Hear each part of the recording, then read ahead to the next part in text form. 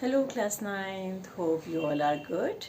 Now students, I'm Rekha Chandola, your biology teacher, and today in this video I'm going to start a new chapter in biology, that is the cell.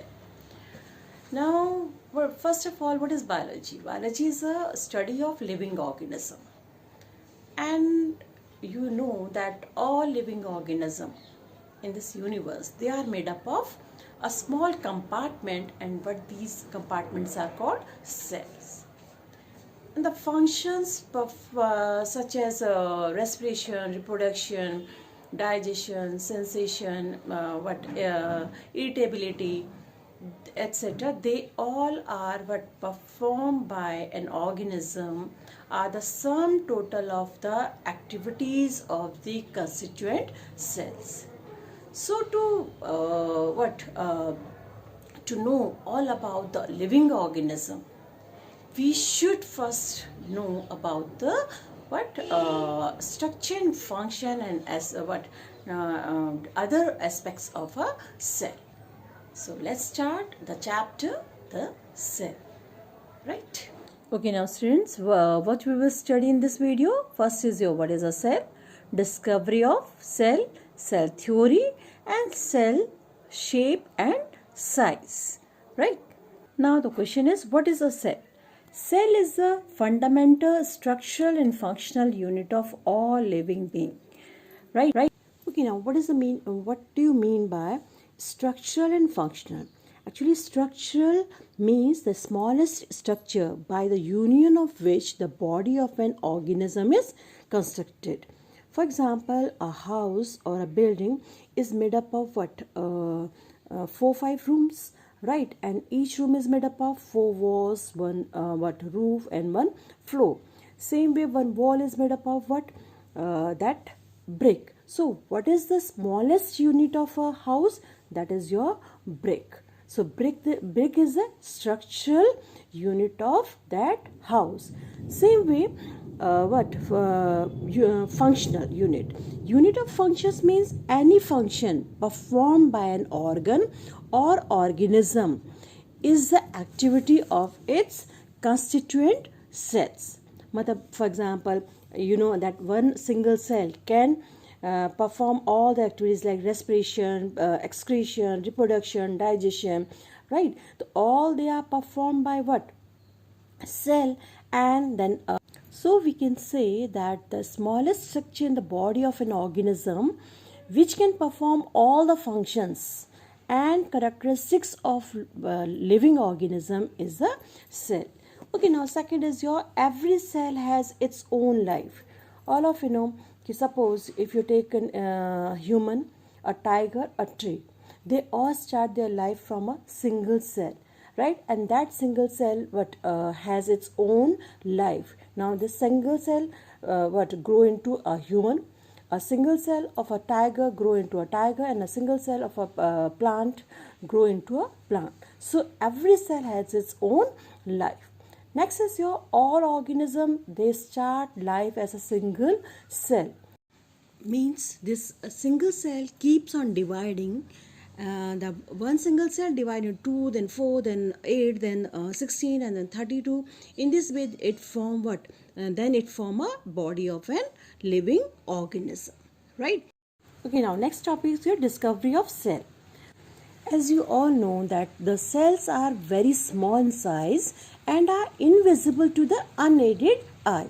That is why cells were discovered only after the invention of the microscope.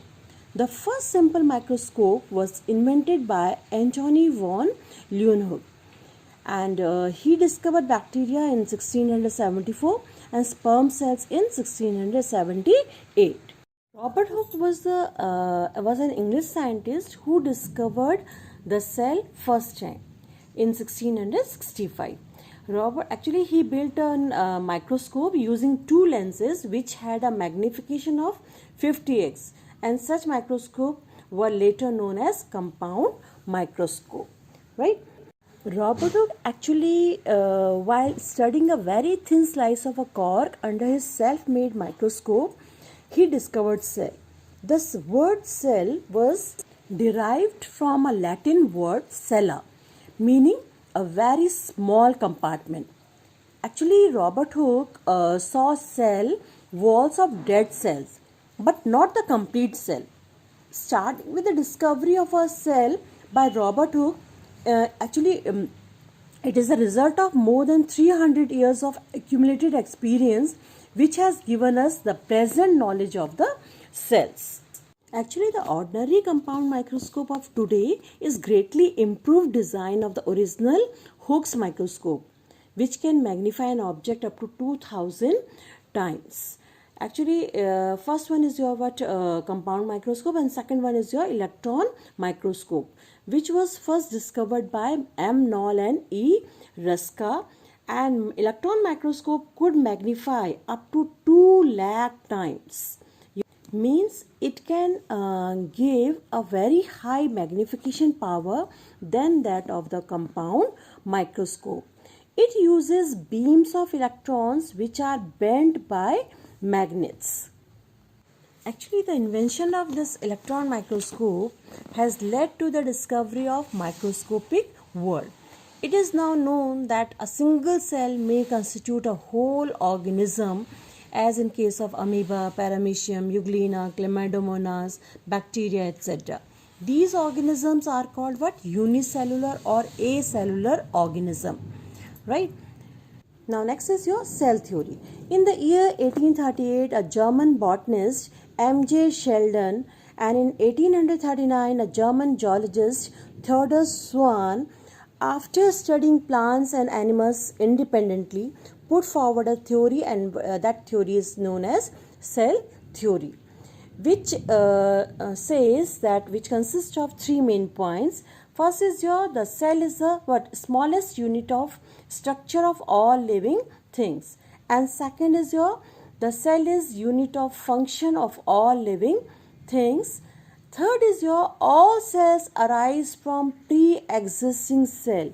Actually, this last one, that what all cells arise from pre-existing cell, was given by Rudolf Virchow, right? And Rudolf Virchow gives this third point, that all actually in 1858 he said omnis cellula e cellula, meaning all cells arise from pre-existing cells only, right? And then it is added to the cell theory. Now next is your size of a cell. A size of a cell is greatly variable. Some of the cells can be seen with the help of an unaided eye, but most of the cells are too small to be seen with the naked eye. That is why these cells can be seen with the help of microscope. So there are some organisms which are made up of one single cell, like bacteria, amoeba. Some organism like Volvox is made up of what? Few cells, while human beings, animals, and mango tree, banana tree, these are multicellular organism, right? Now the smallest cell in the world is bacteria, while longest cell in the world is nerve cell, and largest cell is ostrich egg. Actually, smallness of a cell has a greater efficiency. The smaller cell are more efficient and active metabolically. Why? Because of higher nuclear cytoplasmic ratio and higher surface area volume ratio. That is why a cells generally stay small in size, so that different regions of a cell can communicate with each other rapidly for the cell to perform effectively. Next is your shape of a cell. Shape of different cells is variable. It depends upon the factors that external internal pressures and functions performed by a cell. They may be the cells may be flattened, cuboidal, columnar, discoidal, spherical, ovoid, and rounded or bell-shaped. It means cell shapes to suit functional requirements. For example, nerve cells are long to conduct impulse from distant part of the body to brain and vice versa. Muscle cells, they are long and contractile to pull or squeeze the body parts. Now same with the red blood cells, they are circular and biconcave so that they can easily pass through narrow capillaries and transport oxygen. Okay, thank you children, and rest of the part of this chapter we will continue in the next video.